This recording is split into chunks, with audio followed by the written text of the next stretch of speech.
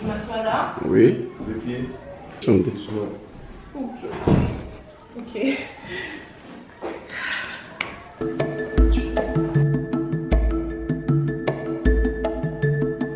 Il y a aussi un gars là.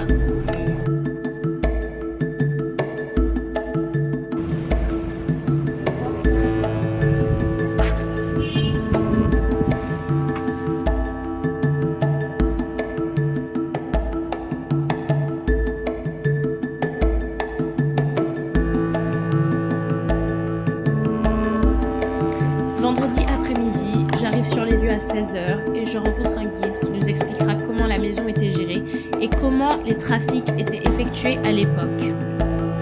Moi, c'est Gasquin Bouti Vincent et le guide officiel de la maison des esclaves de Togo. Nous commençons par une visite de la maison ainsi que de ses Tout sous-sols. le bas de la maison, c'est fait de caves de 1,50 m à peu près de hauteur. Le bas où la cave était réservée aux esclaves.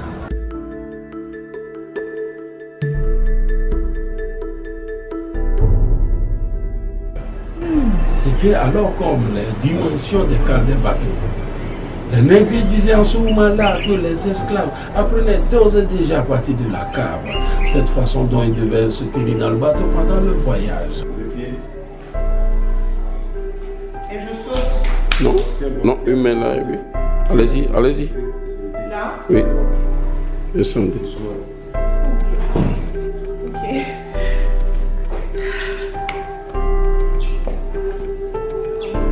Horrible.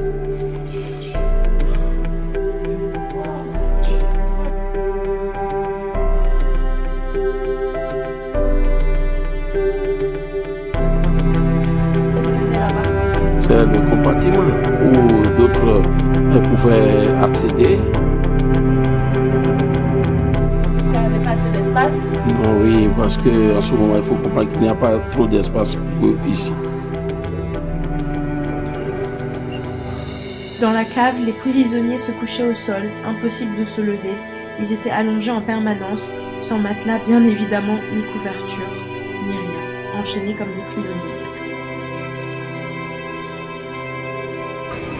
Et ce qui est marrant, pendant la nuit, les nègres faisaient le choix de quelques femmes esclaves pour s'en abuser ici et là dans leurs chambres respectives.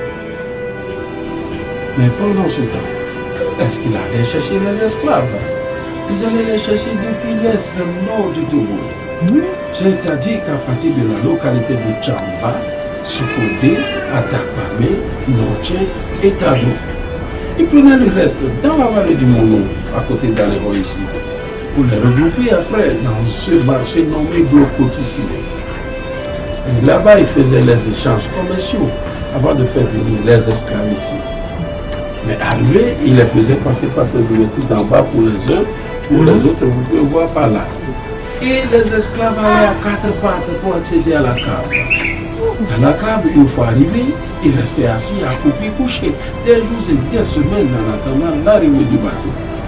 Et quand le bateau est arrivé, c'est Dieu les fait sortir pour aller prendre le dernier bain dénommé bain rituel de purification autour d'un puits appelé Gatordo ou puits des enchaînes.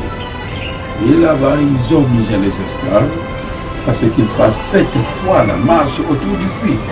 C'était un rituel utilisé contre ces esclaves, afin qu'ils ne soient pas en mesure de se rappeler le chemin de leur maison.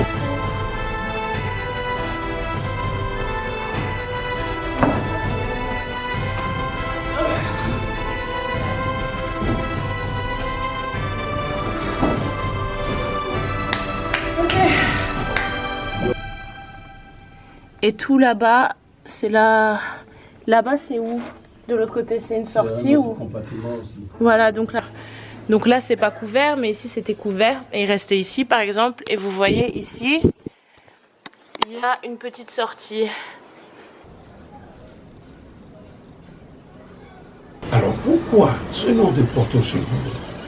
Les marchands portugais qui étaient venus s'installer ici en ce moment-là pour leurs activités commerciales se sont sentis selon eux dans un arbre de paix. C'est pourquoi ils avaient attribué ce nom qui voudrait dire port sûr ou port de sécurité.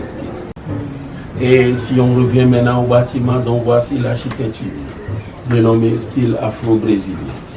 Le rez-de-chaussée, c'est-à-dire le haut, c'était réservé aux négriers. C'est hallucinant en fait de voir ça en vrai. Encore dans cette chambre se trouve son fauteuil, son armoire et le coffre-fort. Pour des raisons de sécurité, il nous est interdit de rentrer dans la chambre. Elle n'a pas été rénovée depuis plus d'une dizaine d'années et les normes de sécurité n'y sont donc pas respectées. Donc ils ont essayé de trouver des fonds pour rénover cette maison, pour en faire un musée, parce que ça fait quand même partie du patrimoine togolais. Et pour que ce soit vraiment un endroit à visiter pour les touristes et des choses comme ça. Mais voilà, ça demande de l'argent et pour le moment, il y a personne, il n'y a aucune, je sais pas, association, société qui a accepté d'aider. Et c'est quand même hallucinant quand on sait que ça fait partie, c'est quand même l'une des plus grosses parts de l'histoire du Togo. Et même de l'Afrique en général. Oui, patrimoine mondial, c'est important. Et c'est fou de se dire que on n'a pas trouvé un seul sponsor qui puisse aider à rénover cet endroit pour qu'on puisse en faire quelque chose qui soit mieux tenu et tout. Mais bon. Par exemple, c'est les chaînes, non? C'était ici? C'était ici, oui. Bien. Ils étaient enchaînés dans ça? Non, Non? ce sont les chaînes d'ancrage. C'était les chaînes d'ancrage des bateaux qui les amenaient là. Ok. Et ça, c'est des photos qui datent de l'époque même? C'est ça, oui. Ok, ça n'a pas tant changé. Durant mon séjour à Lomé, je suis tombée par hasard sur une galerie d'art qui exposait des perles qui ont été échangées contre des esclaves à l'époque. Ces autres perles également étaient échangées contre de l'or.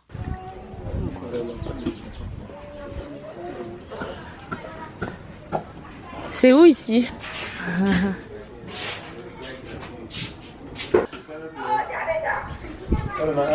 Elle dit non. Merci. Où est-ce dans l'eau? On dit yo. Yo. La confiture? Ouais, c'est confiture. C'est une association qui se trouve à Lomé. Regardez, ils font des voitures en bois comme ça. C'est grave bien. Ah, c'est comme ça que vous commencez à faire la voiture? Oui, c'est comme ça commence. Avant Ok. qu'on va creuser, on va mettre les roues. Et ça, c'est une 2 chevaux aussi? Ça, c'est citoyen. Une Citroën. Donc en plus, ils font les marques de manière spécifique. Ça, c'est une Citroën. C'est pas n'importe quoi, juste comme ça.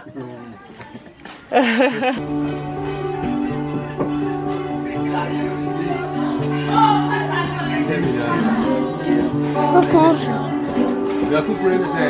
Coucou.